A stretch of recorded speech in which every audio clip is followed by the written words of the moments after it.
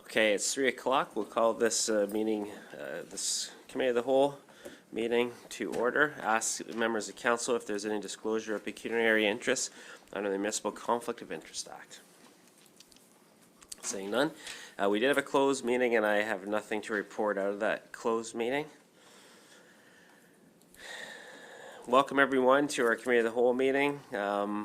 I have a recommendation here that the Council of the Township of Center Wellington confirm the agenda for the meeting held November 18th, 2019. Moved by Councillor Dunsmore, seconded by Councillor McCrae. All in favor? And that is carried. We have Committee of the Whole minutes from October the 21st, 2019. I have a recommendation that the minutes of the Committee of the Whole meeting held October 21st, 2019 be adopted as circulated. Moved by Councillor McElwain, seconded by Councillor Dunsmore. All in favor? And that's carried. We have a delegation today. We have Brian and Kelly Cameron from Ontario Nutri Labs. Welcome. We are going to be talking about the draft animal control bylaw, so we'll go into that as soon as this delegation is over. Welcome, Brian. Yes, thank you very much, Your Worship, members of council. Thank you for giving me an opportunity to speak to you today. My name is Brian Duxbury, and I am legal counsel to Ontario Nutrilab Incorporated, known as ONL.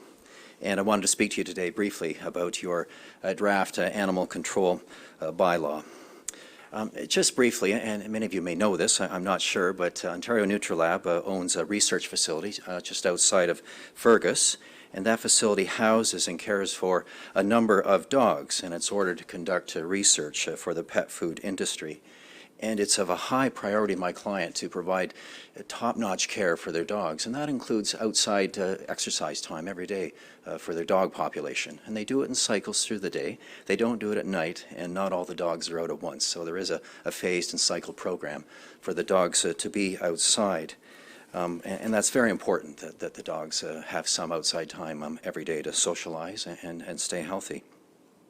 Like many large operations, agricultural operations in your municipality, there are noise impacts, and there are noise impacts in respect to this facility and its use, and you know well of them, and I think you've received some correspondence from some of the neighbors today about that. But it's important to stress, I think, today that my client's facility is zoned for the uses that take place there. The land use zoning for the property does allow this type of use to carry on there. It's an agricultural zoning, and I'll come back to that. I want to just touch on your draft animal control bylaw. And the bylaw contains two clauses that are very problematic for my client. And it's rather a straightforward proposition that I give to you. You have a definition of noise in your draft bylaw. And it says this, it says simply this: noise means a sound that at the point of reception is likely to disturb the inhabitants. And then you have a section 2.2 that says this: no person shall permit a dog to make a noise by barking, howling, or whining. So, when you put those two sections together, it almost instantly puts my client offside. Any type of barking or whining or howling from the dogs would instantly constitute an infraction under the bylaw. And so you can probably see the difficulty with the bylaw in its current form. And the proposed penalties, they are severe under your proposed bylaw. A director or officer, not just the company, but a director or officer can be found guilty and can be fined on a first offense up to $50,000, on a second offense up to $100,000. And I know those kinds of fine levels are not usually obtained, but they are there. So they're very onerous remedies. So I wanted to today leave you with three thoughts in your considerations.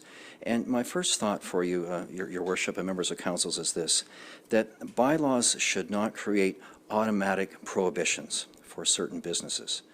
They should be created to allow for a range of compliance or the possibility of compliance, but they should not automatically defeat certain uses.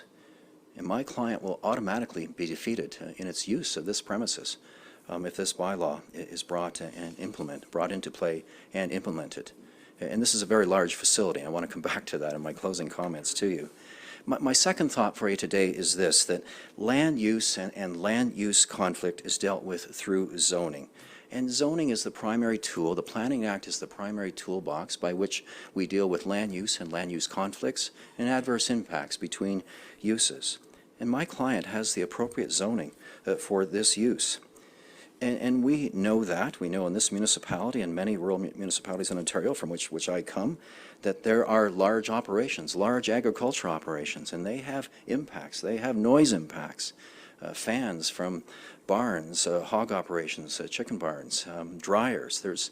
There are adverse impacts that flow from agricultural operations, and there are impacts that flow from my client's operations. So I ask you in your considerations to just note that my client is zoned for what they do out there. And I urge you to think that the bylaw should not override or be used to override what your zoning bylaw allows or be inconsistent with it. And the third thought I want to leave with you is that there is a fix to this bylaw for the concern that I raised with you today. If you went to the next section of the bylaw after the 2.2 I read to you, you have a section 2.3, and it creates some exemptions. And it creates exemptions for people that are harboring or keeping more than 3 dogs on a property per dwelling unit. So it carves out an exemption for research, a registered research facility. And by the way, my client has a registered research facility. They have appropriate certification from AMAFRA for what they do there. So there's an easy fix to it. You could create a carve-out for Section 2.2, create an exemption for a research facility, and maybe consider other exemptions for other types of uses as you see in your Section 2.3. But my client's facility is very unique. It's the only one of its kind in Canada. It's highly regarded because of the level of care that they provide for their dogs there. I wish you could see it. I know that you saw from correspondence issued by my client that there was an invitation. I wish you could see it. I wish you could see the level of care and attention that's given to these dogs and how the outside facilities work vis-a-vis the setup of the operation, and see it relative to the neighbors who have raised, of course, concerns with you. My client needs to consider other ways to attenuate. I've seen the letter that the neighbor issued to you recently. I've had a quick look at it. I understand a bit about the history. My client needs to consider other ways to attenuate. And they are considering other ways to attenuate. There's things going on internally that you might not be aware of. My client is studying the behavior of dogs. What are the triggers? What makes dogs start to bark in a community when some of them are outside? So they're looking at ways to try to, I'll use these words, calm the outdoor atmosphere for the dogs so that the barking is reduced and diminished. My client continues to look at outside structural additions. There's been some new berming added. They continue to add container-type structures to help attenuate sound and intend to do more of that. And I know that that doesn't satisfy the neighbors. I've seen the letter, but my client is mindful that there's more to do, and my client will have to continue to look at more things to do. And I guess where I leave off today in closing with my submission, I know that a letter has come in from the neighbors. There has been litigation. You know, I urge you in considering your bylaw that you not let, you know, a private dispute be the driver of what you do in the passage of an animal control bylaw. It should not dictate the outcome in a broad bylaw with very broad prohibitions. There's things to be done in the private dispute, more to be done, I think, to be fair. I don't have all the answers for the neighbors today, but more to be done. Don't let that guide you in trying to determine how this bylaw should flow out. And finally, I come back to something I said at the outset. I wish you could see it. I've been there different times, and I think it would help to inform you and understand the magnitude of my client's business. They employ some 70 people. The magnitude, and that's not a card to not get away from the issues. But the magnitude of the business and the distance from the neighbors, I wish you could see it and form your own opinions and have perspective on what's at issue out there. I'm really grateful for the time, Your Worship. Thank you very much, and members of council. Thank you very much, Brian. And I'm going to let councillors ask some questions, but when you're asking questions, just remember that we are going to be dealing with the draft animal control bylaw right after this.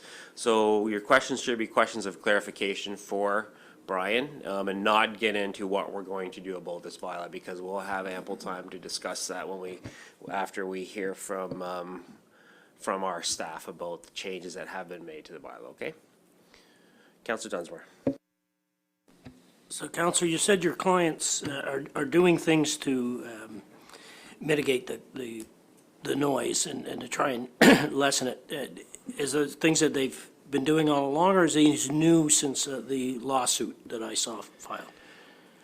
Through you, Your Worship, I think the only thing that's new since the lawsuit that you saw is a lot of their internal studies about the dog behavior.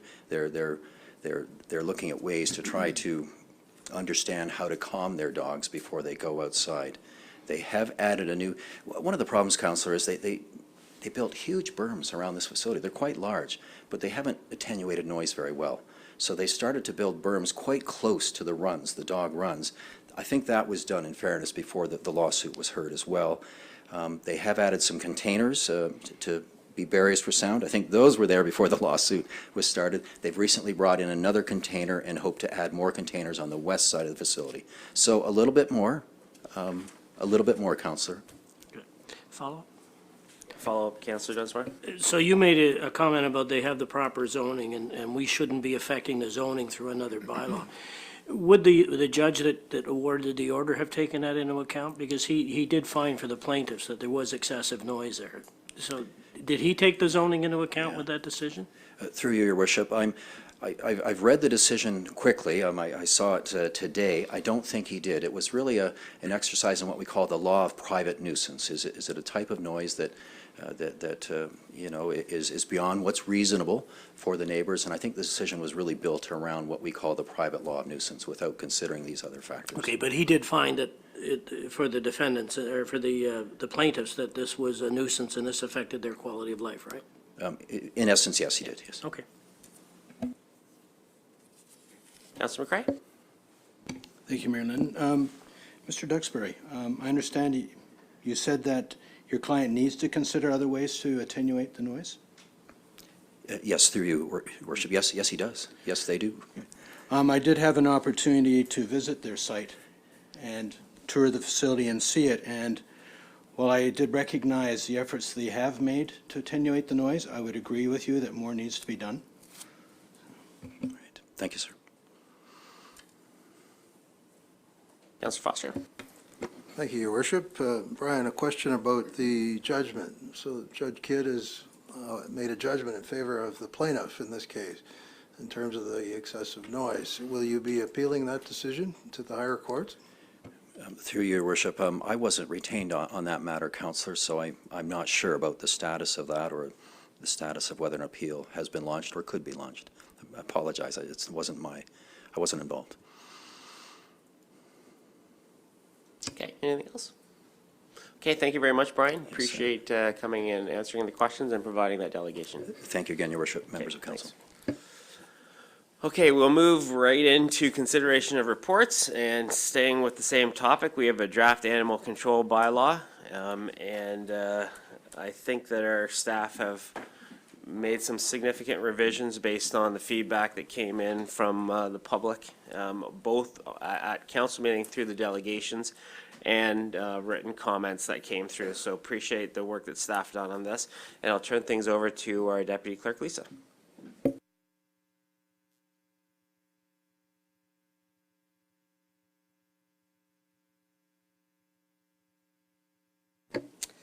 So just to start off, to recap for council, on September 9th, staff brought forward the original draft animal control bylaw to council and for public input, and direction was received that evening. It was first released, though, to the public back in April at the Township Open House, followed by promotion through the Township website, social media, the Wellington Advertiser, and the Grand Radio Station, to which we received plenty of feedback from the citizens. At the September meeting, staff received direction from council to modify the new bylaw to allow for 3 dogs per dwelling, the removal of the provision for the registration of cats and the limits on small pets, to revise the restricted animal list, which has been updated following consultation with a member of the public, and to note that falcons and raptors should also be permitted to those with a license from the province. In regards to the noise provisions for barking dogs, it remains part of the bylaw with wording as provided by our prosecutor, which would allow for enforcement. Noise enforcement policy would be developed in order to deal with those complaints. We haven't done that yet until we have full direction from council on what the policy will look like after today's meeting. Many residents have suggested that the word excessive be added to the bylaw. However, it is staff's opinion that that makes the noise provision very difficult to enforce because of the definition of excessive. The definition of sound in the bylaw is at a point of reception which is likely to disturb the inhabitant. An updated noise bylaw for the full county of Wellington is also, work on that has begun. It's in its early stages, but staff have also proposed that that is the more appropriate place for noise to be dealt with, not within this bylaw. It was here as an interim time until a new noise bylaw could be agreed upon amongst all 7 municipalities in the township. In regards to the animal research facility, there was direction given that staff consider that when a revision to the noise bylaw is being done to avoid any future confrontation, so that the zoning would be looked at that time. It doesn't change anything with the one existing situation that we just heard about. Just to follow up then, and following today's meeting, if we receive draft approval for the bylaw, we will move forward to complete the short form wording and set fines and send them to the ministry for approval. But we're also asking that we would begin registering 3 dogs for 2020, as well as the registration and inspection of coops, as the short form wording and set fines approval can take up to 6 months at times. It's not something that's within our control. It comes from the ministry. So both myself and Carrie are happy to answer any questions regarding the new proposed bylaw. Thank you, Lisa, and thanks for all the work that went into this revised draft. Turning things over to council. Questions for council? Councilor McLean? Thanks, Kelly.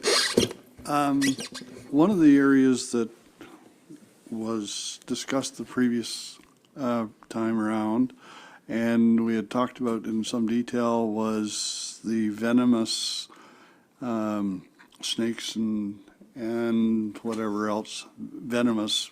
And I see that you've added a line item in there now describing it a bit more, but you left the existing venomous as a blanket statement, kind of saying venomous animals are, what does it say exactly? All venomous reptiles. You go on a little bit later then and say an animal produce venom is medically significant to the average human. But I think leaving the all venomous reptiles and all venomous insects as separate line items really makes that a very gray area. I think just having the one in there that says all animal that is that in capacity produce even devenomized if medically significant. If that line was there by itself, the other two I think would be a lot more meaningful. So you're talking about Schedule A, right, Councilor? Okay.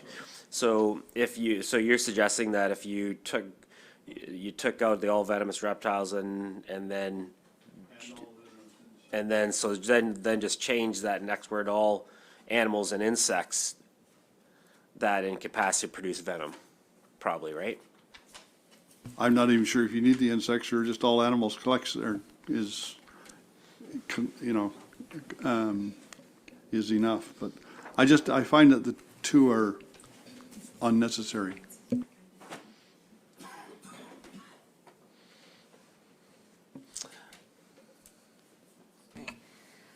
The statement that was added that all animals in capacity produce venom, even if devenomized, was at the recommendation of Lance Henderson, which is the gentleman that council directed us to consult with. He was sent a proposed list, to which he responded back with updates, and we'd gone back and forth a couple times on changes to that.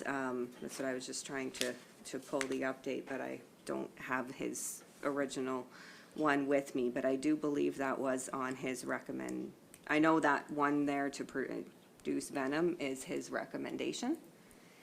If you're suggesting that the other ones need to be removed, is that what I'm hearing? That's what I'm suggesting, yes. Because I agree with you, that's exactly what he presented to us on September, was that the new one you've added, but that was under the impression that you would be deleting the other two.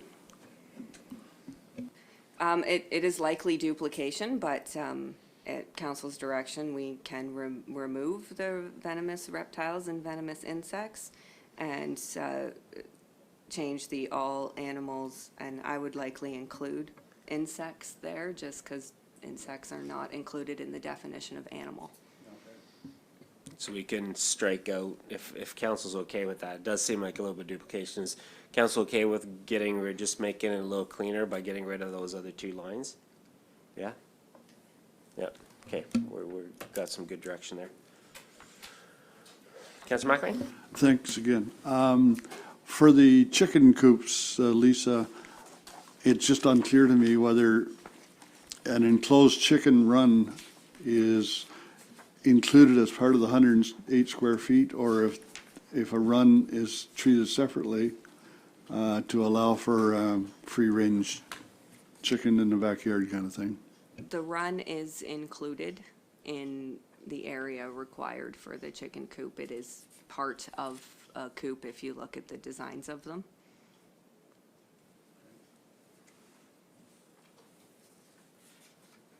Councilor McCray? Thank you, Mayor Lynn. I guess two comments. One, just section 10.5, I think between the original and the revision, swine was left out of the list of creatures we don't want in people's backyards. So maybe we could put that back in. And then just reading the proposed Sorry, clean yard. can we just handle that one first? Is that accurate? Like, was swine accidentally left out? I'm not sure that I would say accidentally, but is no issue to add. Like, It's no issue to add it it is back no in? issue to Okay. add that, no. Okay. Thanks, Councilor McCray. Next. Then the other was just sort of a general comment. Thinking about wooden chicken coops, wooden dog houses, and other backyard wood animal holding structures, my concern is termites. The fact that we're mentioning them in our proposed Clean Yards bylaw, I'm just wondering, where can we remind residents to be aware and take care when it comes to the matter of the resale and relocation of chicken coops and other wooden structures?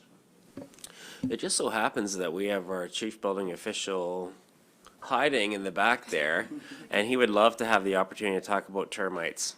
Did you hear the question from way back there, Randy? Sorry, it's our clerk told me you were there. I didn't even see you. You weren't slouched down enough. He just threw me under the bus. Thank you, Mr. Mayor and members of the council. So currently we have a termite control bylaw, which is the primary vehicle for dealing with termites. We've also got information on our website regarding termites and things to watch out for and things to do if you suspect that they've infested your property. We've included a pamphlet that we had done up. We worked with somebody to do up an information pamphlet and sent that out in the hydro bills. So I don't know that you want to take the animal control bylaw and start adding termite requirements in it. There are bylaws, the termite control bylaw being, again, the primary vehicle for dealing with termites. The other thing is, I mean, the chicken coops, they're very small structures. I don't know that you want to go to an extent where you would start putting them on concrete foundations to avoid the wood soil contact. We have a lot of garden sheds that are placed. They're subterranean termites, so you know, if they're in the soil, they're in the soil. So I don't know if that helps at all, but coming back to my original comment, we have a termite control bylaw. You know, there's certainly provisions in the property standards bylaw, as well as the clean yards bylaw that Satnam's going to be speaking with you about next, I believe. So I don't know that we need to blanket. The other thing is, you know, there's areas where we know there's termites.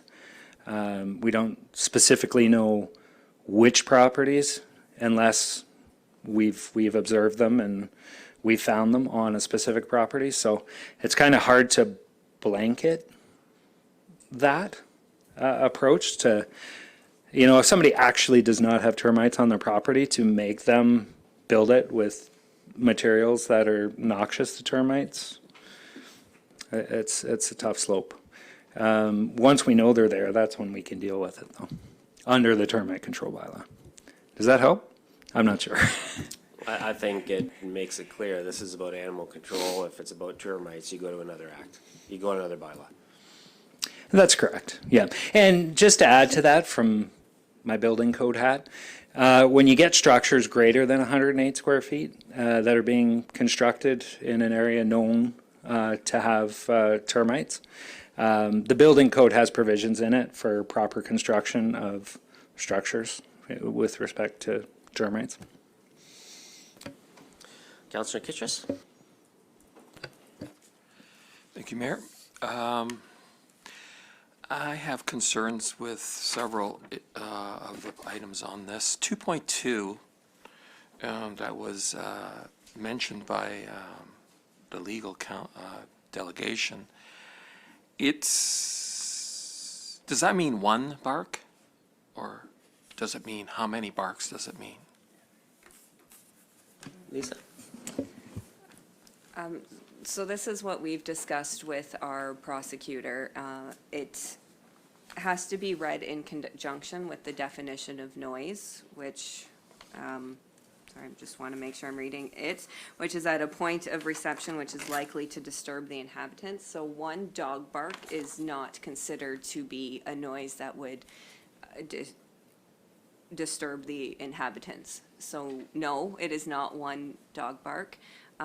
As I had indicated, we have been asked by numbers of citizens to add the word excessive to 2.2, which is how the current bylaw is currently worded, which we have found very difficult to enforce when there is actually a problem of consistent dog barking, where if it goes on, you know, at the beginning of the hour, every hour for 5 minutes, through a noise and enforcement policy, you could log that and have a noise log that would show that that is a noise that would be likely to disturb the inhabitant at the point of reception, as opposed to one dog bark in the court system would not meet the definition.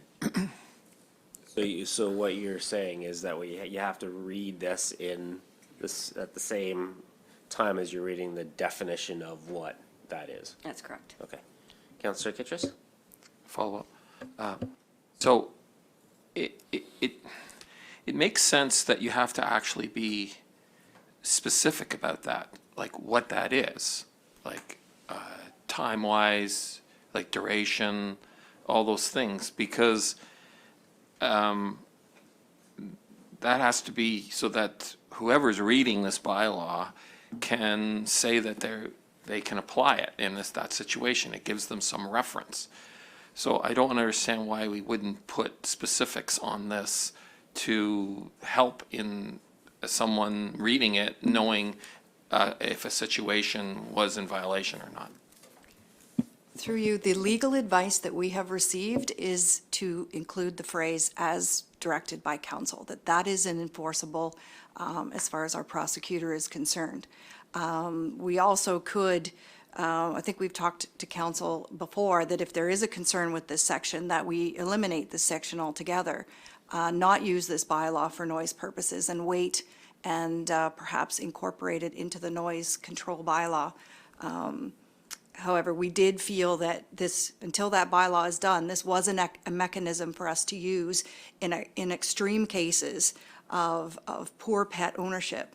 It is not our intention to fine or to warn people that are playing in their backyard, playing frisbee with their dog, and the dog is barking.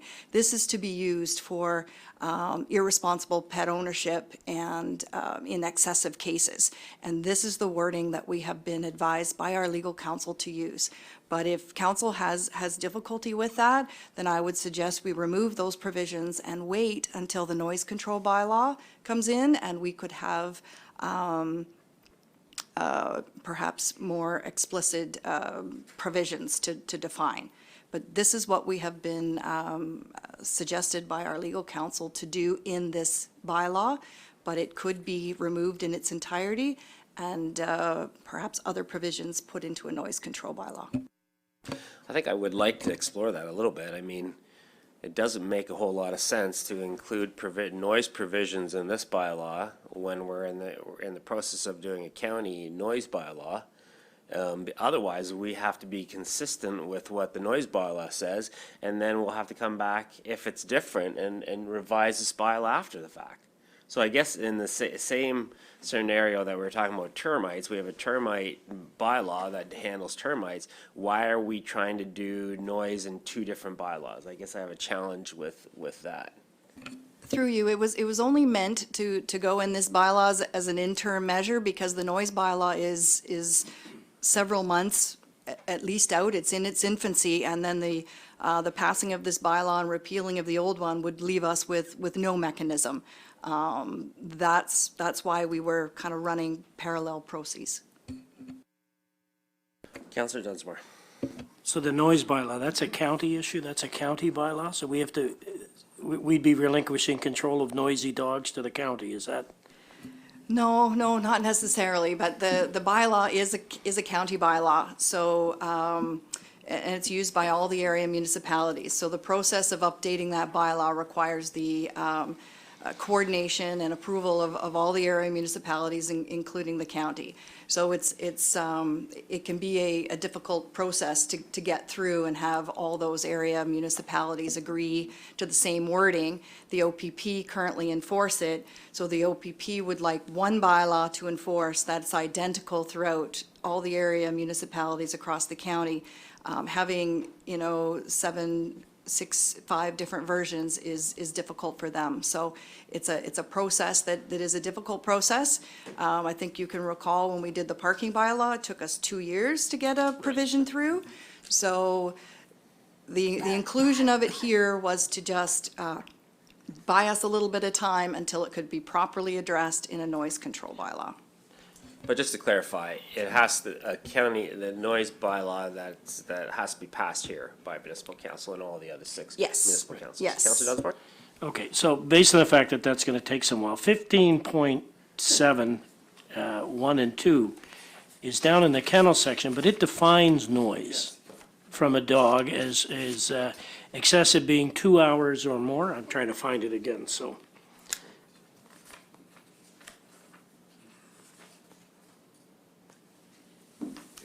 Thanks. Yeah, not permit noise from barking during the following prohibited times, 22 to 0700, which is fine. No continuous noise from barking in excess of 2 hours. So it seems that we do define it somewhere down the road. Is that something we could use for household dogs? I got a lot of phone calls on this because I live in a neighborhood with a lot of dogs. And we let them out and they will bark sometimes for 5 or 10 minutes and then they stop. And I know of one individual in the neighborhood who's probably going to use this no noise to shut down us letting our dogs out, even to bark for 5 minutes. This is under the kennel That's my concern about that. Yeah, kennels are Yeah, sorry, agricultural that areas. one there is just for kennels. That's 15. Okay, That so we refers to defined it in kennel. one section of the act, but not in the other, and that's my concern. And leaving this to the county to do, when I know that the county's probably going to take a couple of years to do it, it's a bit of a conundrum. No, I didn't mean to imply that it could take 2 years to go. My Oh, I didn't get that from comments- you. I thought I got that from the mayor. Oh, no, well, no, it's just that it is a process that takes time. takes a while. And these provisions in this one just allowed us to have some mechanism to enforce noise in residential areas. Right. But just to clarify, the kennel is a license that the municipality facility, issues. right. So this noise would be part of their license and their license renewal and be used in the event that, you know, they're not in compliant with that, Right. their license could be in jeopardy. Okay. Well, I do believe we need something about noise in there, about dogs. I'm just struggling with the definition. Thank you, Mayor Lynn. I have concern with using the term continuous because of what we've heard over the last little while is noise takes different approaches. And I guess what I'm looking at, the way it's written now is what sort of noise would be acceptable in terms of what is reasonable? I mean, if I was living next door to a person with a dog, I would expect the dog would bark on occasion. The fact of the matter is you need to allow something that allows you to address situations where you may have special circumstances that are unique, that would not fall under continuous, but where something, over a matter of time, over the course of a day, it would actually be excessive. If we look at what the courts ruled in the case of the noise issues, they were taking a different approach, which I think is what this statement's trying to do, is it's trying to say, what would a reasonable person accept? Anything that would be considered unreasonable is what this thing is allowing us to then pursue and address. So I like the way the wording is here, as it does allow us that flexibility that what is reasonable, we will ignore. What is unreasonable, we're going to deal with. And that is something that has been missing in our current bylaw that we now have it here. And frankly, it could take a year or more before we actually do see another revised noise bylaw because of the fact it is county-based. We have to get all the other townships on board with whatever changes we propose in that noise bylaw. So I think it's important that we do have something in this bylaw to address the aspect of noise. Councillor Van Loon? Thank you, through you, Mayor. I would agree as well that we should have something in here in regards to noise, because otherwise we have nothing.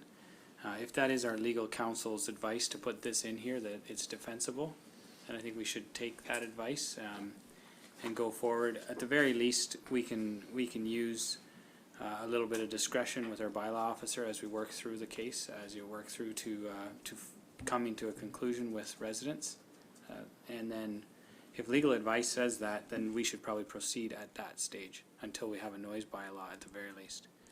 I'd hate to side swing this one thing, but Councillor McCrae also mentioned something about swine being added. Do we need to worry about pot-bellied pigs or anything like that? Does that fit in anywhere? Before I forgot, I'd hate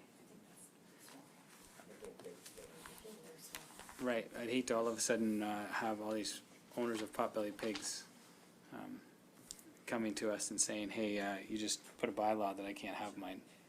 So that's something for the okay, so we should make sure that doesn't fall off the table before we get too far away, so. Never thought of that. Thanks.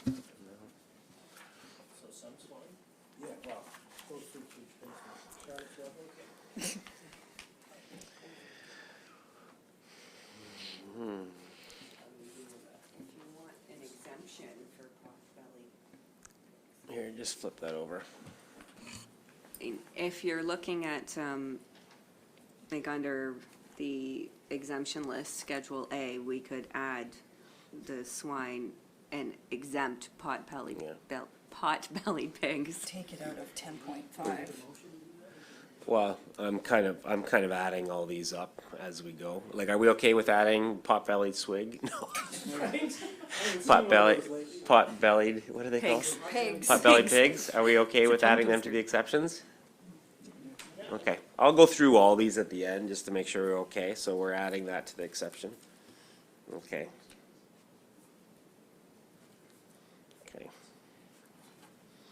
Okay, so then I think we have to take seriously if the prosecutor thinks that this is the best way of prosecuting these issues, that we use the right wording. I mean, that's not any of our areas of specialty. Councillor McElwain. Thanks, Kelly. Also wanted to ask about, I know we talked about this the last time around as well, but the schedule of fines. Is that being developed? Will it be presented at some point? Because the $25,000 maximum is a very scary number one, or $50,000, whichever it was. But, I mean, most of the fines are not going to be anywhere near that. Last time around, there was we talked a little bit about the animal control bylaw from Thorold, which has a very complete list of fines associated with each type of, each item in the list here. So I'm just wondering, do we have something like that on the go and ready soon? What you're referring to, the high amounts, are a Part 3 under the Provincial Offences Act. The fines would be a Part 1, and that, as I referred to, will be developed once we know exactly what council had wanted in this bylaw. So there is currently one where most of the fines are around $100 with the existing animal control bylaw, and that will be developed and sent to the Ministry of the Attorney General for approval. If they think any of the fines are excessive, they let us know. So we get to propose what we think to them, but they cannot be over 500, I believe it is, for any one fine. And council doesn't have a say on fines, do No, they? that doesn't come That's to right. council. It would, It's ministry approval. it's ministry Okay. approval. Councillor Kittrus? I'm unclear what 2.2 we're doing about that. That's my first, if you could clarify that. My second one is that 2.19, no person shall create a situation where an animal is likely to be in distress, and then the officer determines what that is. Well, does that cover, because the Humane Society with agricultural animals doesn't allow agricultural animals to be in distress either. So I'm just wondering, is that exempt here, or what exactly is that distress involved there? This was added as part of the animals being left in vehicles in the summer. So the hot cars was and it was requested by the Guelph Humane Society for us to add that into the bylaw. Councillor Kittrus? But aren't animals in distress, don't they also create noise? And so that's sort of what I'm trying to get at here. Like, it says likely to be in distress, but I mean, that's how dogs communicate, like they bark. Well, I don't think those are two different things. One's about animal cruelty and the other's about noise. They're not together. Right? Yeah. They're not together. One does not have anything to do with noise. It's about animals left in hot cars. So there's no noise component to it. And there might be noise associated with the activity, but that's not what it's trying to get at. Do we want to deal with, did we get any direction from council on the other one, 2.2? Anybody have anything on 2.2? Right now, the wording here is what the recommended wording has been from a prosecutor who went through this bylaw. And leave it the way it is right now is what we've been talking about. Because any kind of descriptive words that we put in, the advice that we've been getting is you don't want to put any more descriptive words in there, because you want the definition to be very clean and very consistent, right? Well, I don't think there was much appetite to pull out the noise. I didn't hear anybody that liked that idea. Councillor Kittrus? I actually would like that to be a little more specific. It means it's not understandable as it is right now. And so I think that was required. The other thing is, There is nothing about rabbits here, and rabbits have hutches, and so I don't, Yeah, council gave direction to take small animals out. but does that mean you can have 100 rabbits? Okay. Sorry, let's deal with the noise piece. I don't want to keep going back and forth on this one. What I'd like, I think that it's, if we could just once and for all identify what noise means when you take 2.2 and you add it on to the definition of what noise is. So can you explain what noise means, Lisa? When you take the definition and you take 2.2, what does noise mean? Just for dogs. Just for dogs in relation to 2.2. Well, I can have the way it was explained to me, as Carrie said, through our legal counsel. And often what we would do to enforce it is ask the complainant to create a noise log that would then become evidence in court. And if that noise was likely to disturb an inhabitant, would actually be up to the judge. I'm not sure that that actually explains what noise is, but that's how it's prosecuted, and that's why we've put the wording in as it is in the bylaw. Okay, and that's clear to me. If we added more descriptive words to 2.2, how would that negatively impact our ability to get the right sorts of interpretation of noise? The definition of continuous, what is continuous, is one that has been problematic in the courts, and the other one is excessive is a word that is in many animal control bylaws, and the definition of excessive is what they've not settled on, is what is excessive. Who decides? Is it the person being disturbed? Is it the person who has the barking dog? They obviously don't see eye to eye on that matter. Is it the bylaw officer? Is it the courts? This puts it in, here's the evidence of what, when the dog is barking, and it would be up to the judge to decide. Okay, so the advice that we've been given is that any kind of a descriptive words to noise reduces our ability to get the right intent behind this bylaw. Correct. Okay. Anybody else? Councillor Kittrus?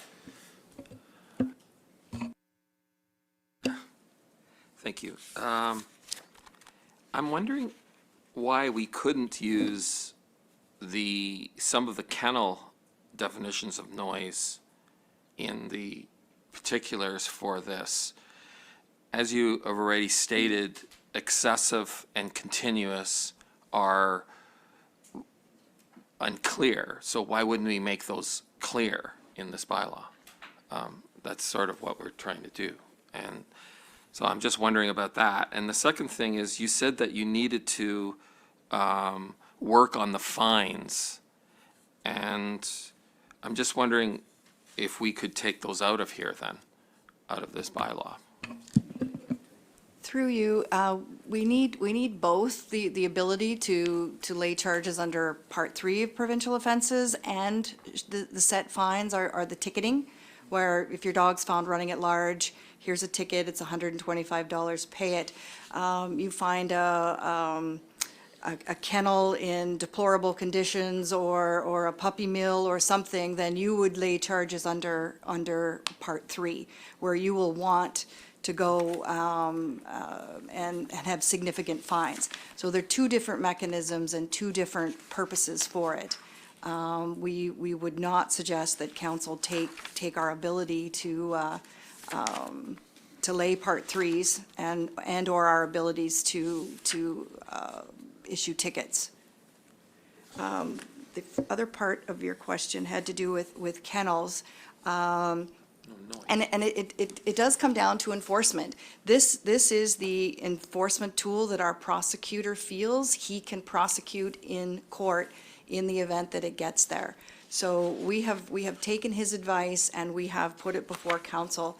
Part of the review that council, when hiring Mr. Dre, was that he would draft the bylaw and he would put in the provisions that he felt he could prosecute. This is exactly what he has done. Changing it in any way may impede his ability to prosecute to the extent that if and when it gets to that point, we would not want to inhibit his ability to prosecute. So just to refresh my memory, one of the reasons that we're going through and doing these bylaw revisions is because they have been unenforceable in the past, and that's why we have to create fines and that kind of stuff so we can enforce our bylaws. Is that accurate? That's accurate. A lot of them needed to be updated, the definitions improved, new legislation coming into effect, but we also are aware that some of our bylaws are not enforceable. So that is a significant part of why we brought in Mr. Dre to rewrite them so that in the event that it gets to court, he is able to prosecute them. Councillor Foster? Thank you, Mayor. I have a question for our clerk. I'd like to get some clarity, Carrie, on the Ontario Nutrilab case. So we have, in this case, a judgment in favor that noise was indeed excessive. Does this bylaw have jurisdiction over that case? Does it apply to Ontario Nutrilab or not? I just want to get clarity on that. Through you, we do not think so. We do not think this is like it's an animal control bylaw. The controls and mechanism for Ontario Nutrilabs are land use, incompatible land uses. We believe that was a planning matter. We don't think this bylaw is the tool to be used to address noise issues there. Those facilities are governed and regulated by the province, by the Ministry of Ag and Food, and if they feel that it's a municipal responsibility, then it shouldn't be done through, in our opinion, the animal control bylaw. It should be done either through planning provisions or through noise control bylaw.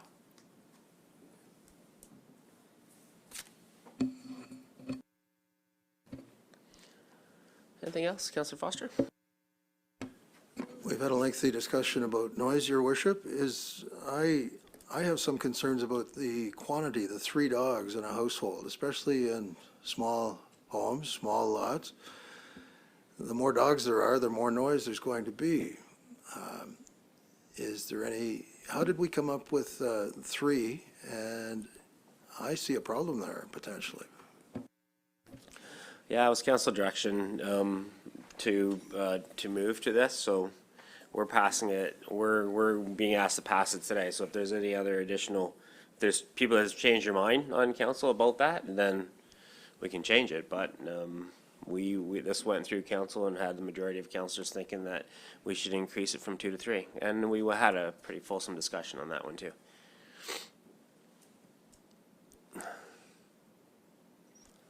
Councillor McLean?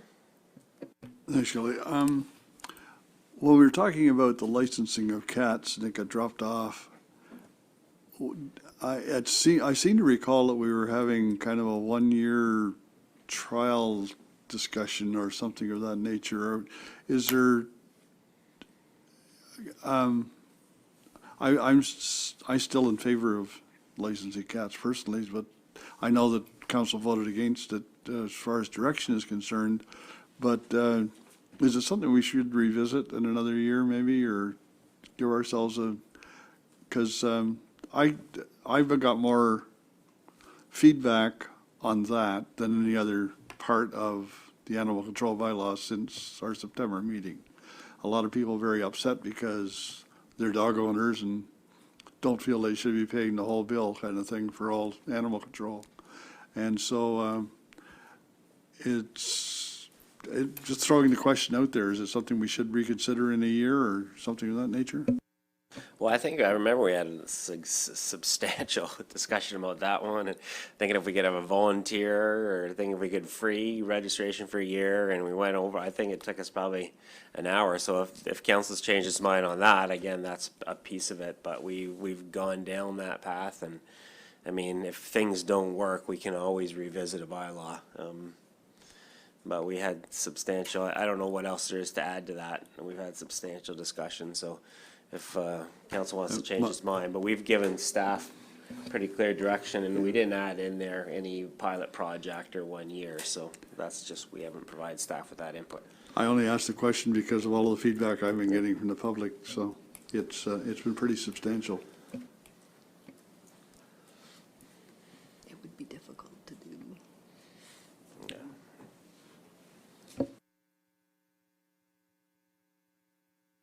Okay, any other pieces here? Councilor Kittrus?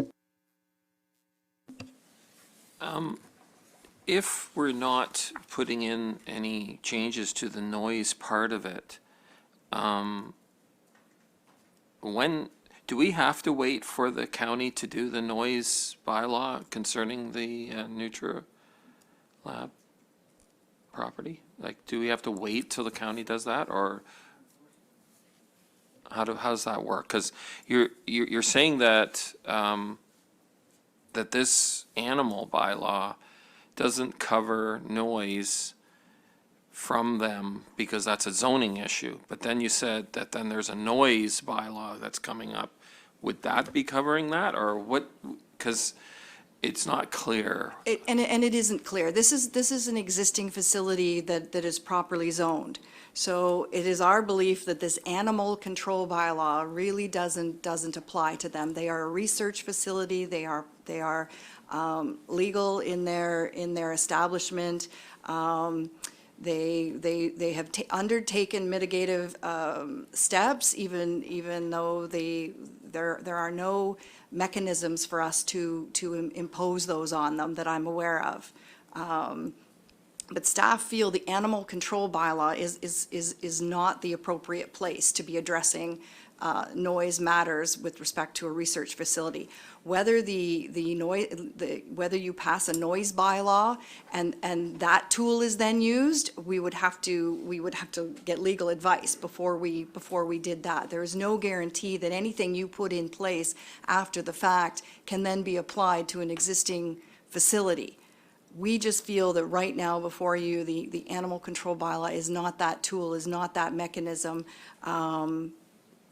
to be applied. Could you add them to Section 2 and exempt them in this bylaw, and then it's not a worry anymore? Absolutely. But to use this tool as a noise mechanism, we do not feel that is appropriate. If council wished us to, we would have to get legal advice on that and take the necessary steps based on that legal advice. Councilor Foster? Thank you, Mayor. I can't see how that could be possible, given that the lower court has already determined that the noise was excessive. So I'm not in favor of adding an exemption in until unless and until the courts determine something else, such as an appeal. Well, and through you, I'm not sure what court system it was. It could have been a small claims, so that is not the court that we would take, that we file our charges in. That's provincial offenses court. They're two different things, and so I'm not sure you can apply one to the other, and just because a judgment was made a nuisance in one, that is evidence in the other. I don't know. That is outside of my area of expertise. But we feel this bylaw is not that mechanism. And please remember that Ontario Nutri Labs is a business that's operating in this township and employs 70 people, and the animal control bylaws to regulate animals in the township. It's really not the tool to apply to a research facility that has been in existence for 10, 15, 20 years now, in staff's opinion. Anything new from council? Councilor Kittrus? I would like the definitions of excessive and continuous to be defined about noise regarding animals in this bylaw, because otherwise I don't see how anyone would know whether their dogs are they put them out, whether that's excessive or not. Like, it barks for 10 minutes, barks for 5 minutes. It wouldn't be, it just, you're saying excessive, like, it doesn't define what that is. And I find that, because as it is now, it says it's not one bark, it's not, but how much is excessive and what is continuous? And I feel that this actually will be less of a tool without that defined. Mr. Dre in to explain this? No. I think staff have no response to that, because they've indicated this is the advice they've got from our prosecutor as being the best way to prosecute.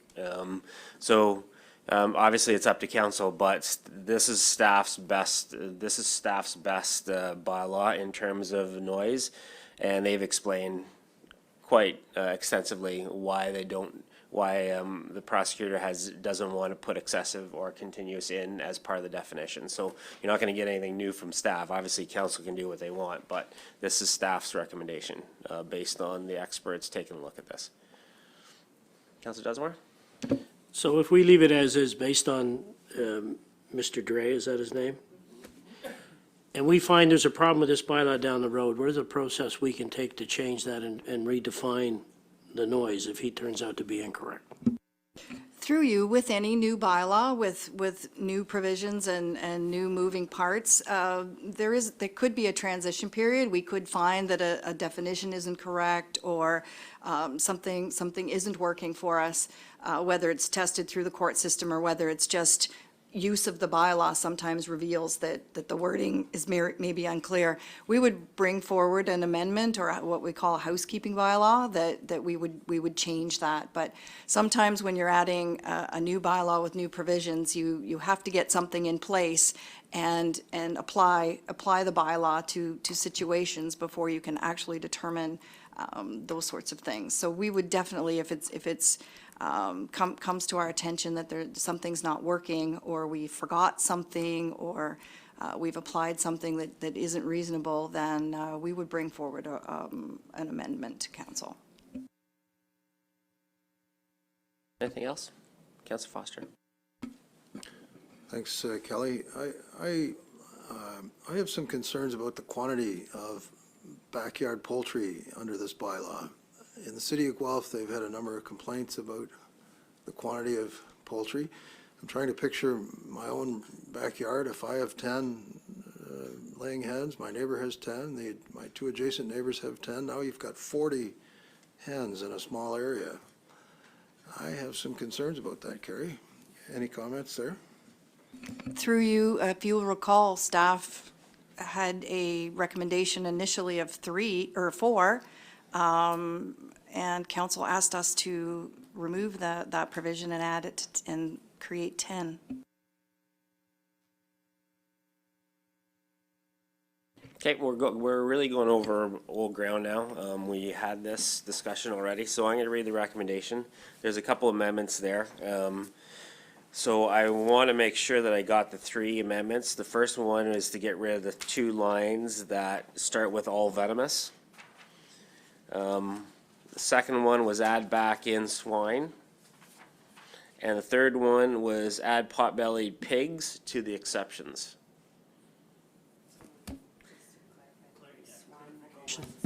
Yeah, swine won't go in here. Swine will go on. Swine will go in Schedule A. Yeah, Yeah, and with the exemption for pigs. Yes. With pot-bellied pigs, but Yes. only pot-bellied pigs. okay, yes. Okay, good. Okay, so I'm going to read the recommendation as amended. Yeah, Yeah. instead of as attached. Yeah. I have a recommendation here that the Council of the Township of Center Wellington pass a bylaw to regulate the keeping, registration, licensing, control, and welfare of certain classes and animals in the Township of Center Wellington as directed to report. As amended. As amended to report COR 2019-78 dated November 18th, 2019, and that staff be directed to begin the licensing of 3 dogs per dwelling, registration of coops, and registration of prohibited animals as of January 2020. Mover for that recommendation? Councillor McCray, seconded by Councillor Dunsmore. All in favor? Opposed? And that carries. Thank you very much. Thanks for folks that have come out and for the delegations today. Moving on to Clean Yards Bylaw. Report from our Municipal Law Enforcement Officer. Satnam. Welcome, Satnam. Do you need a stool or are you okay? I think I'll be all right. Good evening, Mayor and Councilman. As part of the Township Center Wellington's review and development of its municipal law enforcement strategy, staff have drafted the proposed Clean Yards bylaw before you today for the purpose of a couple things: increasing efficiencies, resolutions, and reducing costs for Township for minor exterior yard maintenance matters. Currently, exterior yard matters are solely enforced by the Property Standards bylaw. The legal requirement under the Property Standards bylaw does not address minor exterior yard maintenance matters in timely fashion. Currently, if staff attended a property for a grass and weeds or refuse complaint, staff are required to provide the owner or occupant with a door knocker, which will provide them some time to rectify the matter. And if they fail to comply with that, then we proceed with what would be a property standards order. With that property standards order, we're required to provide a minimum of 19 days before we can even proceed with any further enforcement. Within that 19 days, or within the first 14 days of issuance, they could appeal the order. And so now you'd have a lot maintenance minor matter that could extend a couple months before Property Standards Appeal Committee. And then if they fail to comply with that, then it goes to court. And that could be 6 months down the road before we get our first court date at which the judge makes a decision. So as you can see, that's a quite lengthy process for relatively minor matters, as cutting your grass or refuse. So staff have proposed the Clean Yards bylaw, which will allow us to respond to complaints regarding grass, weeds, refuse, standing water, things of that nature. Provide the property owner with a door knocker, first appearance, and educate them on why we're here today, and then give them some time to comply. If they fail to comply, then we'd come back after a couple days, most likely minimum 2 to 3 days, and then inspect again. And if it's still a violation, issue a Clean Yards order. That order would have, depending on the severity of up to or as low as 3 days to comply. And if they fail to comply, then we'd be able to proceed with cleanup through township hired staff.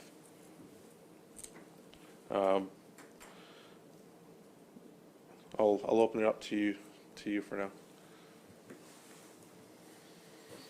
Thanks, Satnam. Questions from council? Councillor Foster?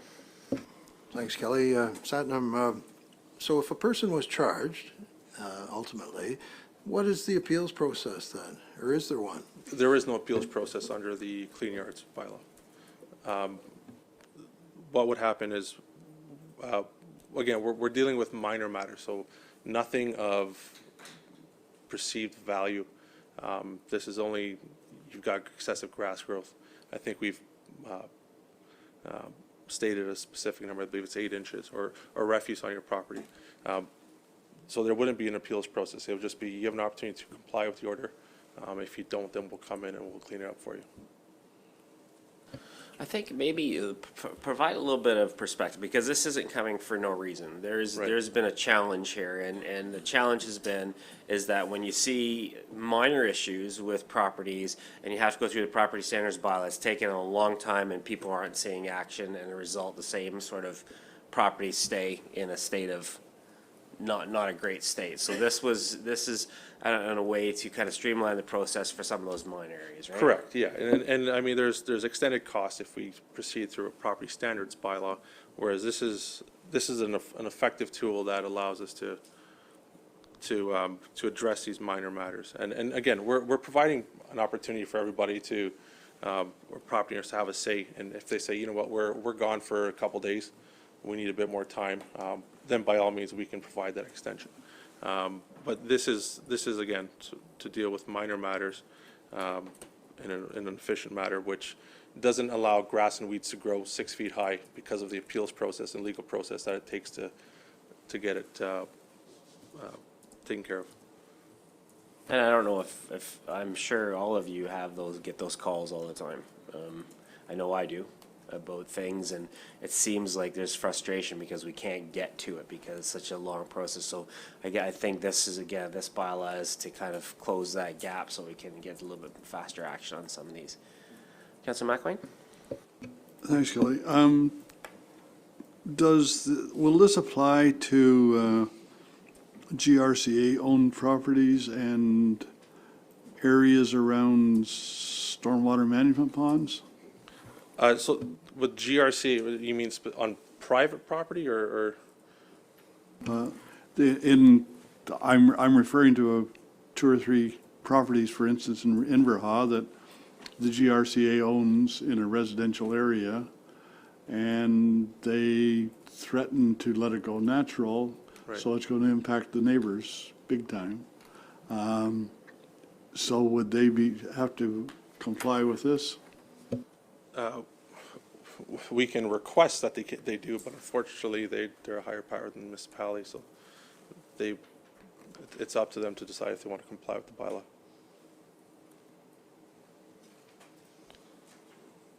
Sorry, and the same is true for the stormwater management ponds that the township controls, For the township, where they're allowed to go natural and they're right beside residential lots and stuff. And so, I mean, that I get more complaints about that than I do from neighboring lots. Would that be on township boulevards? No, it'd be around stormwater management. I don't have an answer for you for that, yeah.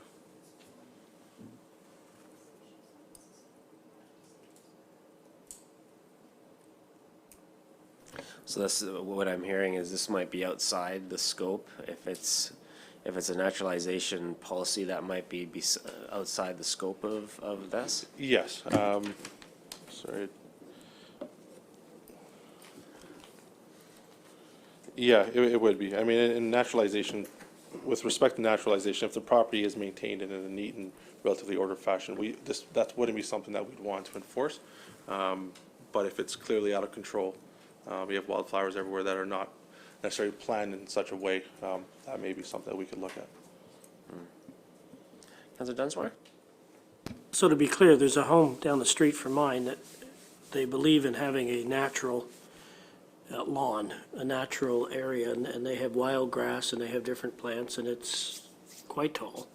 So would that fall under this bylaw, or are they permitted to do that because it's a, quote, naturalized area?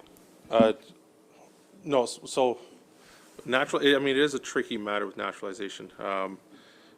But natural gardens wouldn't be the issue. This is more so, again, like I said, clearly out of control, unmaintained properties that have just let the property go. If there's clearly a clear design or some sort of organized fashion, then that wouldn't be something that we would be enforcing. That is an interesting one, because I know there's a property in Councillor McCrae's, my old ward, that we get some questions about because the property owner thinks it's beautiful, but none of the neighbors really do. It's not yours. Councillor Foster. Thank you, Your Worship. I just want to explore this idea of minor matters with a couple of examples. So the first example would be if someone was restoring an old car, and they've dismantled the car for the purpose of fixing it up or restoring it. You've got fenders on the front lawn for a period of time while they do the work. Would that be a minor matter, or would that apply under this bylaw? Because some would consider that unsightly. So township staff have consulted with Paul Dre regarding this bylaw, and with respect to inoperative vehicles or anything of perceived value in those circumstances where something could look like a derelict vehicle to myself, could be a classic vehicle that somebody's restoring. We've decided to remove all of that from the Clean Yards bylaw, and that's something we would enforce with the property standards bylaw. That way, there's an appeal process. There's a thorough process in which the property owner would have a say with respect to those matters of value. Thank you, Your Worship. And similar to that, let's use the example of fixing up your house. Suppose you're replacing the windows or the siding, and you've removed the siding and it's laying around on the front lawn and you're replacing it, or the windows. If you're doing it yourself, it takes you a few weeks or even a month. Would that apply under this bylaw? Well, in that specific instance, there's officer discretion. If obviously we can clearly see that there's active construction, we wouldn't utilize this bylaw for that matter. There's ongoing work happening, and that ultimately comes up, that's up to the officer to determine. Councillor Dunsmore? So I live next door to a man who's not there anymore, but he had a sailboat in his front lawn for 25 years that he was fixing up, and he never touched it once. Would I have been able to use this bylaw to No, move that, or is that a That'd be a property standards? matter, correct. Okay. So if you read the one paragraph here, it's waste, debris, composters, infestations, dead, dying trees, noxious weeds, excessive grass, and weed growth were the type of examples. Councillor McCray. Thank you, Mayor Lynn. Satnam, I have a few questions. I guess, does this cover boulevards? Like, one of the things I'm curious about is who looks after the boulevard, the resident or us? So boulevards are under the Boulevard Garden Policy, Policy, which is administered through Public Works. Okay. My other question is, in terms of graffiti, does a building mural fall under graffiti? I'm thinking like the mural that was at the post office, the one over by what used to be Little Katie's and then Building 54. Would that be considered graffiti, or is that considered artistic? Respectfully, no. The intent of the graffiti provision is to deal with people tagging unpermitted, graffiti use or spray painting on somebody's property for use that's not permitted. So illicit, okay. Yeah. And then the other question I have is, there's some areas, some intersections within our community where if you're driving a car, and it's very difficult to look up and down the streets because of the contour of the land and also maybe the type of landscaping that they put in. Does this control that? No, that would be done through the Boulevard Garden Policy as well. At an intersection, so the boulevard policy would look after that? Oh, okay. And then last question was, does the township have to comply with this in terms of our own properties? Well, yes, they should. Well, they should. We should be setting an example. So, if we do receive complaints, we definitely notified respective department to let them know about the matter. Okay. The reason I'm asking is when I read about the termites and the fact that we need to keep areas free from it, what are we doing as a township to control the termites? That I cannot say. That's outside the scope of this bylaw for myself in terms of my enforcement of it. If we had received a complaint, I would follow up with the appropriate department director. Okay. Councillor Kitchers? Thank you, Mayor. It's 3.2. It says that if the ground cover has been killed and dead, then the municipality can go in and, do they replace that ground cover? And Yeah, then so- they're charged with it? So that provision was taken. It mirrors what the property standards bylaw says, and that is in certain circumstances, if we had received a complaint and there's clearly the grass it's in dire repair or dire need of repair, and you have missing grass, if it's muddy, it's what have you, then yeah, we would be able to go in and first attempt compliance. However, there is an opportunity there for the township to do the work themselves. Follow up. I just wanted to follow up with that just for a sec. But Councillor Dunsmore cannot use the town to resod his grass just because he let it die. Well, no, well, It's charged. you could, it might be a little costly, as there is, I mean. It wasn't the cost, it was the labor that killed me, so Yeah. I had to do it myself. So I would actually use that. We don't want that. Councillor Kitchers? Thank you, Mayor. So you're saying that basically this whole thing is to expedite cases that you consider minor. But the problem I have with that is that the whole appeal process is the property rights of the person to do that. So we're saying that we want to waive those, and then if this passes, we can do work and then put it on their taxes. That's basically what we're saying here, isn't that not? I'm in a simplistic, yes. I mean, we would be able to do the work, but I mean, again, this is situations where there's clearly, I mean, minor instances. We're not talking about, say, for example, like 500 bags of garbage. We're not going to say you have 2 days to get rid of it, or we're going to remove it. That's something that would fall more so under the property standards bylaw. This is more so for if your grass is 3 feet high, we receive a complaint about it. We're going to ask you, can you cut it? And if you can't, then we're going to issue an order for you to follow up with. Councillor Kittrus, following? So does this follow all industrial properties too? Yes.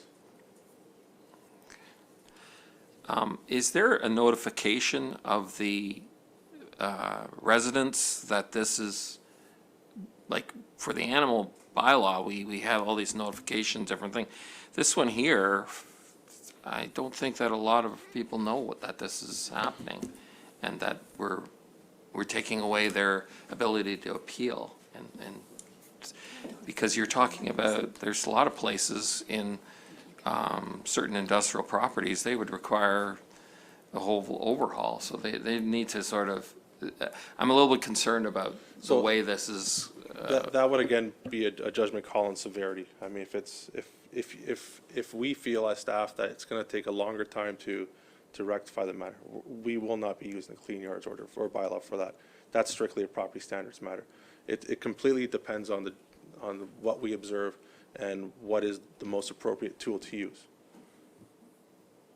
I think our clerk wants to talk a little bit about the appeal process.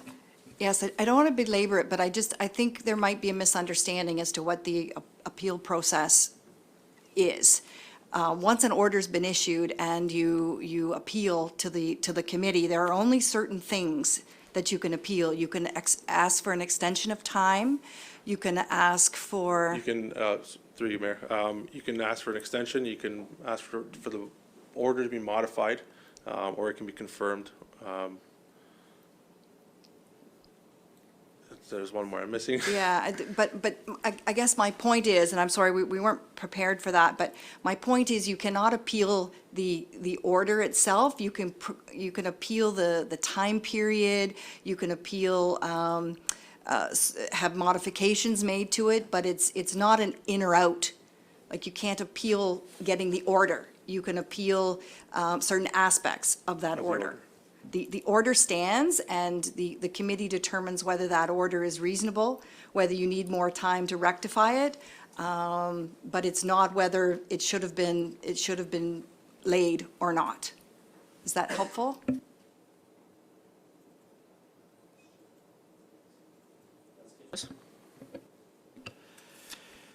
So with that understanding, what's proposed here is that they will have 3 days is that correct? Like, they have 3 days so that The 3 days is just an example of how long. I mean, there's no set time. This is for the clean yards bylaw, unlike the property standards bylaw where there's a set amount of time for minimum time. The clean yards bylaw allows us to decide based on the severity of the situation. First off, does it qualify as a clean yards matter, or does it qualify as a property standards matter? Then secondly, if it's under a clean yards bylaw, how much time do we think would be appropriate to have this matter rectified? And there's opportunity for the property owner to have discussions with myself or any other staff as to how much time they would need, and then we would go from there. Councillor Van Loon? Thanks. I think, like, reading through this, really the thrust of it is we don't want to be going to Property Standards Act and when this situation could be resolved by $100. So for example, if you load the truck with garbage, take it down the road, drop it off at the dump, and come back and you've got a $100 bill. Whereas otherwise, it would cost you more to do the paperwork just to issue the order through the Property Standards Act to have that garbage removed. If, that's what I'm understanding through this process. This is not something that, that is going to replace. It just literally says, for these small little issues, we'll cut your grass, 1 hour fee, put it on the tax bill and be done with it. Because property standards, our intent, I'm going to assume, the intent of this is not to make a paperwork nightmare. So, has there been a possible limit to the dollar value of an assumed dollar value, or you're gonna leave that in your discretion? So if it's, you know, $1,000 to clean it up, you're gonna go to the Property Standards Act, or are you just gonna kind of gauge it based off severity? It'll be gauge based off, I mean, I guess a bit of both. Primarily severity. However, the cost of cleanup is primarily dictated, one, by our discussions that will be had with, if successful with this proposal, with finance, but also with possible successful contractors. So it's based on their rates as well. Councilor Dunsmore? But before we even get into the finding process, right, I'm assuming you're gonna knock on the door and say, hi. Yeah, we've got a complaint, your grass is 6 feet tall. Is there a reason you're not cutting it? Can you get it cut? And if they say, lawnmower's broken down, my son's coming next week, we're okay with that. We don't issue a fine in that standpoint. Correct, absolutely. And township philosophy is always Yeah. is compliance first in education. So Right. if we can go that road, absolutely. So we're just not running around throwing $100 tickets in people's mailboxes because they haven't put their garbage out. Yeah, and this is completely complaint-based. There's no proactive activity. And one of the I can imagine one of the motivators behind this is the list of property standards issues that you have on your desk right now. Yes, so property standards, I mean, just with bylaw enforcement as a whole, since I've started it, we're getting more and more complaints every year. We're continuously hitting, a large amount of files and complaints every month. So this will help expedite some of those minor matters. And so we're not held up by the legal requirements with charging and going through Part 3 charges. Okay, I'm going to read the recommendation that the Council of the Township of Center Wellington authorizes the mayor and clerk to execute a bylaw known as the Clean Yards Bylaw for the purpose of maintaining private property in a clean, clear, and tidy manner as attached to report COR 2019-79 dated November 18, 2019. Mover for that recommendation, Councilor Dunsmore, second by Councilor McWayne. All in favor? Opposed? And that's carried. Thank you very much, Satnam. 10.3, we have our council and committee meeting schedule report. Anything that you want to point out from that, Lisa? We do this every year at the beginning of the year. Obviously, things change, but this is what we know going into it with all our committees on it. You don't have to go through it right now and tell us which ones you can or can't do, but but this lays them out. Councillor McWayne? Thanks,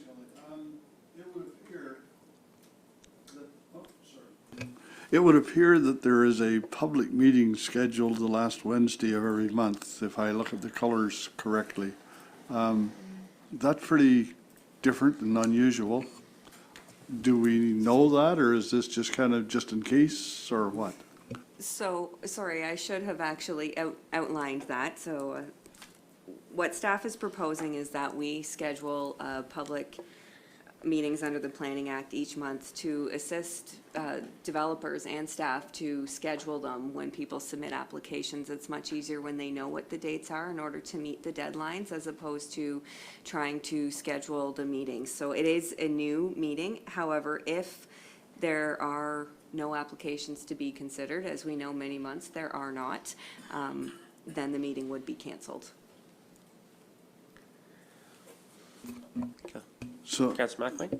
so just a quick follow-up. So this is considered a new scheduled meeting versus a public meeting as they have always been defined in the past. If council is asked to go to a public meeting now, it's different rules. So I'm just curious. It's still a public meeting. This is to benefit the community and the developers. We get a lot of times where they didn't even know it was on the agenda. from the public. So this is by saying, here's the regular scheduled, watch the agenda, watch the website. You know, these are now going to be these regular frequent meetings. And so whether it's easier to communicate out from the statutory notification piece that Brett has to put out, it'll be simpler for us to keep that as a consistent date each month. If there are none, then we wouldn't have the meeting. Similar to if we don't have a 6:15 public planning meeting that may go a little longer or a little bit shorter, this should make it a little bit easier for all from a communication piece as well as the time piece for everyone involved in planning public meetings. Brett? If I could just add, one of the things that prompted us to talk to the clerk's office about making this change is that one of the changes in Bill 108 is that they've reduced the amount of time that we have before an applicant can appeal a zoning amendment application for a non-decision. They've taken it from 120 days all the way down to 90 days. So like that is for us to receive an application, review it, meet the deadlines. 90 days is pretty tough. And I don't think we're going to get very many appeals, but clearly the direction is that we're supposed to try to get a decision quicker. And so by knowing, predetermine what menu of dates we have to put public meetings on, will make it far easier for staff to schedule. And then they'll be outside of a regular council night and we'll get business done faster. Councilor Finland? Sorry, just a quick question on that. So are we still in, does that mean we're not intending doing the public meetings prior to council meetings? We're going to eliminate that process altogether?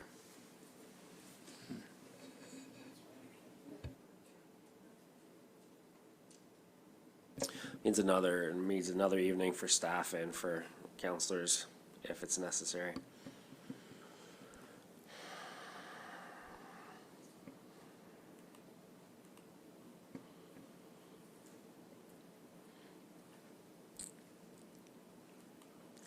Okay. Sorry, I lost my sheet.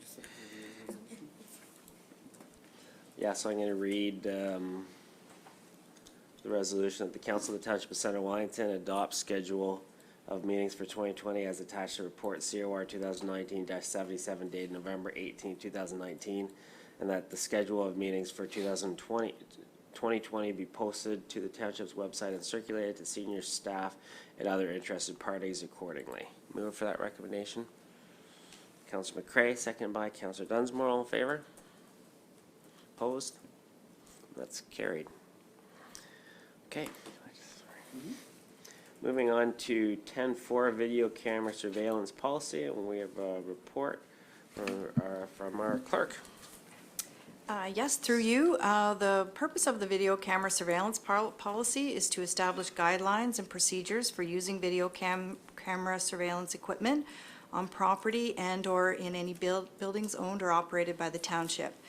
The existing policy was adopted by council in December of 2013, but with advances in technology, new facilities and equipment acquired, staff believe a new and more comprehensive policy is in order. We have introduced a policy to address requirements and responsibilities with respect to the installation of video surveillance systems, the operation of those video surveillance systems, the use of the information obtained through video surveillance systems, and the custody, control, and access to those records created through the video control surveillance. The use of the video surveillance system to enhance security and specific camera positions will be determined on a basis of reasonable and justifiable grounds or the provision of safety and security. Those cameras and recording devices are intended to complement and support other methods of operations for public safety, aid in risk management, and reduce crime at municipal facilities. This sounds like this something that we have to do. Yes, the municipality must have a, if you're using video camera surveillance equipment, you must have a policy.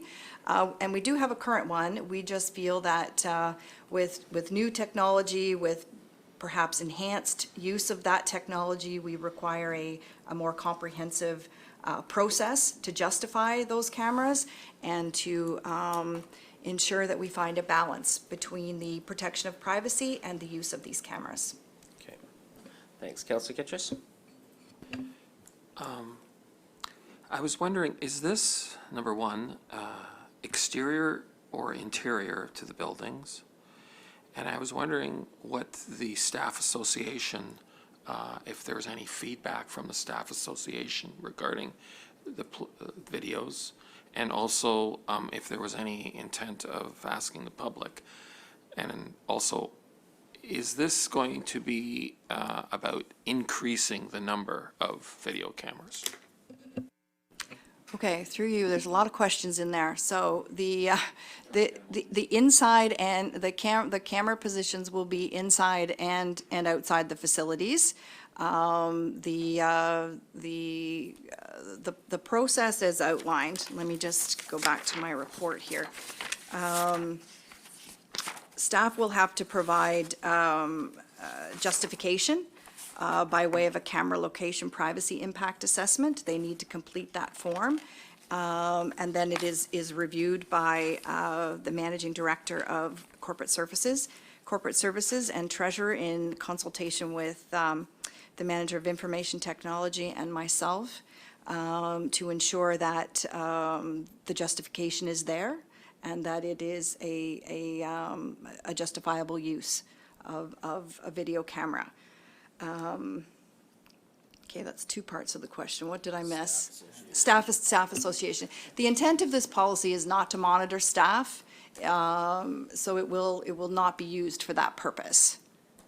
The cameras will be angled in such a way you may capture staff, but it is not intended to be angled specifically to monitor staff's activities. And citizen input. Okay. We currently have video cameras in some of our facilities, the Sportsplex being the most. We do have cameras showing where there are cash transactions. So if there is something that from a theft or something, but there's no intention with regards to the staff monitoring what they're doing at their desks. It's just strictly from a security piece. Also protecting staff for the fact that if somebody does come in and rob them, we have the evidence to be able to charge and go through that. I can give you an example at one of the Chamber of Commerce's events at the Sportsplex. We actually had the photographer's cameras stolen. And because we had that, when the police officers were there who were able to access the information, we were able to track down the young gentleman that stole it, and within 2 hours the equipment was returned back to the photographer. Councillor McLean? Thank you. Just a quick clarification on the, where is it here? The legislation sets out under the conditions, et cetera, unless the collection is expressly authorized by statute. I'm just curious, well, first of all, I think statute should be spelled with another T, but on top of that, I just don't know exactly what it means. Through you, I'm not aware of any legislation that actually gives us the right, so we would not use that unless we specifically had the right to use it. For us, it's more about use for purposes of law enforcement or necessary to the proper administration of lawfully authorized activity. Those would be the two that we would use. I want to revise statute to statute. It's statue. Oh, statue. I don't think there's a statute that authorizes anything here. I'm not sure. Councillor Dunsmore? So this addresses the fact that we have talked about in the past putting video surveillance cameras around the skateboard park and or the tennis courts. And so do we, need to post there that they're there? And is there a requirement for the people using the skateboard park or the tennis courts to sign a waiver or not? Or is it just the fact that we posted on public property enough? Well, before those cameras are in place, they have to go through the process outlined in the policy that needs to be justified. It's not a given because you are collecting people's personal information. So assuming that both those places are justified in that there's activity to warrant it in the past, or there is law enforcement or whatever the case may be, Proper signage has to be put in place, and we're going to be very diligent about ensuring that there is proper signage so that people are aware they are being captured on video and recorded. And they will be directed to the policy to know how that information is collected and how it is protected.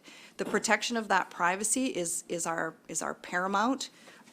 Everything else is secondary. So whether we collect that information or not, there must be a justifiable reason, and how we care for that information is just as important. Councillor Dunsmore, follow on. So I'm assuming we put money in the budget for this. That's the first question. How much is it going to cost, and where is the money allocated? And the second, the only question I have about the policy, I mean, everything else I think is fine. The destruction of records was, I think, 14 days. Is that what it said? We keep it for 14 days and it would be automatically overwritten? Yep. Was there any consultation with the OPP around that, whether we should hang on to it a little bit longer, just in case there, I'd hate to see we destroyed after 14 days and 30 days later somebody says, have you got video of the parking lot out there? And it's been overwritten. There wasn't any. 14 days is pretty standard. If there was an issue, and they're aware of a camera, they get in touch with the municipality right away. We really do not want to hang on to that information beyond that time period. So if there is a law enforcement request, they know to come to the office, they know to complete the proper paperwork. We require certain information. They have to request it through the Freedom of Information and Protection of Privacy process, and the turnaround can be good, but once they're aware that there are cameras there, they know to come and get that information from us. Councillor Kitchus? There was one final thing about if you had plans to implement this a lot more, and you stated that you had a form, but what triggers that form? Like you said, then there was requirements of you justifying. So what actually are the stipulations to trigger that form to allow for the cameras? Okay, through you, I think there is money in the budget. Some of our equipment is failing, and it's old, and it's in need of replacement. We will still put staff through the process for each and every one of those to replace even those existing ones, to make sure that they are in fact proper locations. And then as staff feel the need to add more, as our facilities expand, or as there is, perhaps there is complaints of crime occurring in a specific parking lot, then staff will provide that assessment. It will go through the process. If there's money in the budget, the cameras will be purchased and added to the system. So when the budget time comes, we'll talk about the money piece, but this has to be in place prior to Yes. any allocation of resources. Yes, it's important for us to update the policy so that we're ready when staff want to replace that equipment and add to the new facilities that we have. Okay, I'll read the recommendation of the Council of the Township of Center Wellington adopt the new video camera surveillance policy as outlined in Report COR 2019-70 from the Manager of the Legislative Services Municipal Clerk dated November 18th, 2019. Move for that recommendation. Councillor Dunsmore, seconded by Councillor Van Leeuwen. All in favor? And that's carried. We have several information items, minutes from Healthy Growth, Economic Development Task Force, Heritage Center Wellington, and the Community Services Advisory Committee, as well as our tracking list. Any questions from members of council on anything that's included there? Councillor Kitchus? On the Committee of the Whole tracking list, there's one here, notice of motion to deferred request report outlining options for planning and development information to council. There isn't actually a date on that, and that is actually almost 8 months. And I was just wondering if there was any. So that has already been completed. Brett and through GIS have sent a link, and council now have access to the link for all the planning documents. Okay. Brett, So that do you wanna should be speak to that? taken off then, Yeah. you're saying? So we can get rid of that for the tracking? Yeah, it came up a couple of months ago, a question about the same item, and we mentioned then that we were about to roll out. And so council's through the CAO report, you were given a link, and that link is kept up to date. And so we're now attaching copies of, like, if there's a site plan, there's a copy of the site plan there that you can look at. So copy of the severance sketch and all that. So if council wants to see, or if you've misplaced the link, we can send it all out again. So that's like That was taken off a this. trial run to see if it helps. Councilor Kitchus. In the September 9th amend zoning bylaw, is that coming up soon, about the last one there, about animal research? So this was the first time when the animal control bylaw came forward, and there was a discussion about looking at the Nutri Lab in the, for future. We can't change the zoning to the existing, but if council was concerned, I think we were waiting to see what the final decision was on the animal control bylaw tonight, to see whether there is any further action with that, and I haven't heard any discussion about needing to look at that for the future. Okay, so that's taken off too. So we'll take that off too. So if I understood from Lisa's description, it was meant to be that we would review it in the context of a bigger review of our zoning bylaw, not a special item.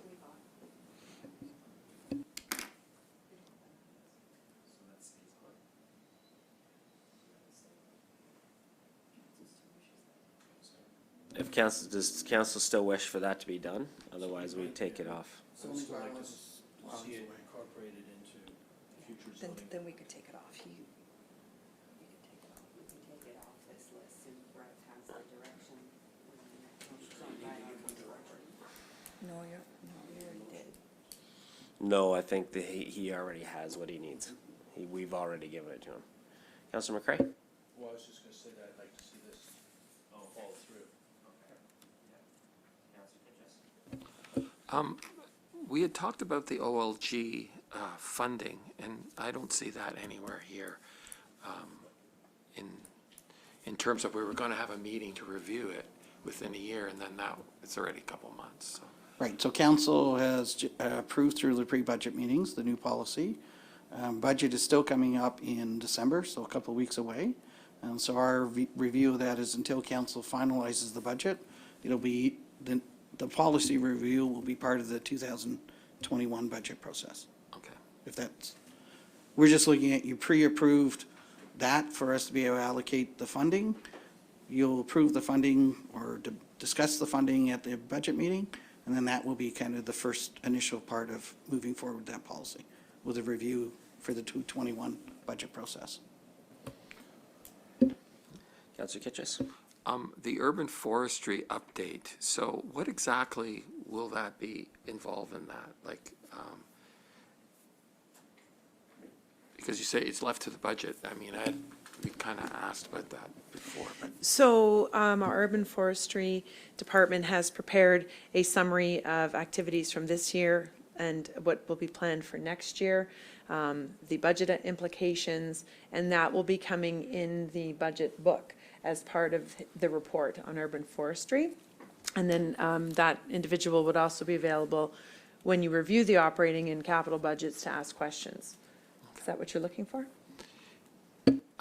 Yeah, I think what I was asking for was I wanted to know how the funds were allocated in terms of, in a detailed way, like trees, labor, all that, and that will be in that report. I would say that we'll review the report at budget, and if you need more detail than what has been provided, absolutely, we can drill further down. But we have provided some of that information in the report, yes. So if I were to ask specifically, could that be done in time? Right now?